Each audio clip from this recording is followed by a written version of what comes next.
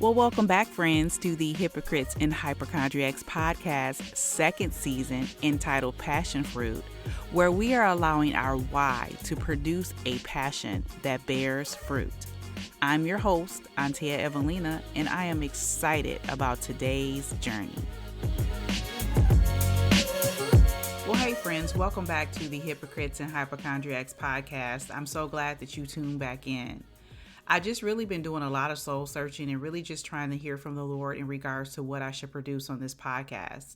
I just had a conversation with a friend and we were talking about the podcast, and I was saying how me doing the podcast is an extension of what I feel like God has called me to do.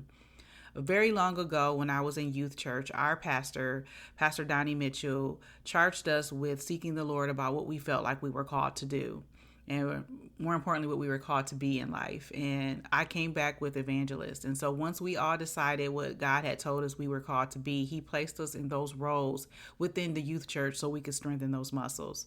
And so this podcast is an extension of me being an evangelist. And so I don't say anything unless I feel like the Lord has led me to say it.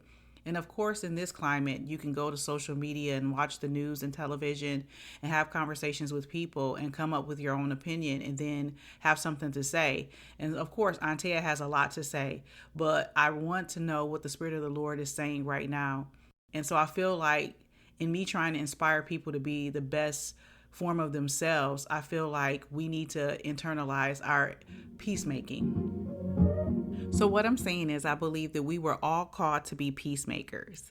And I found a definition of peacemaker that I really like. It says the peacemaker, therefore, is not someone who avoids conflict at all costs. They are the ones who seek to be peaceable and to pronounce the gospel of peace. They are willing to listen first and then seek to understand. Thus, they are open to reason, but they are not willing to swerve from God, his truth, or his gospel. Well, all right, party people, and I do mean Democrats and Republicans. To be a peacemaker means we must seek to be delivered from self-interest and not look at everything in terms of how it affects us. Instead, we must be concerned about the glory of God and how we can best promote that glory in situations of conflict. So I say turn up the glory. We were created for his glory. He inhabits the praises of his people. Us as Christians, instead of being out there telling people to shut up and complain and use our platform to vindicate a candidate, why don't we create glory? Why don't we be busy about our Father's business? Instead of arguing with one another about our views, why don't we take this time to change the atmosphere? Why don't we change the narrative by creating glory? And see, the atmosphere of heaven is glory. So if we create glory, then we bring heaven on earth. One of the things that affects our atmosphere is pollution. And negativity is pollution. Negativity makes it hard for us to breathe.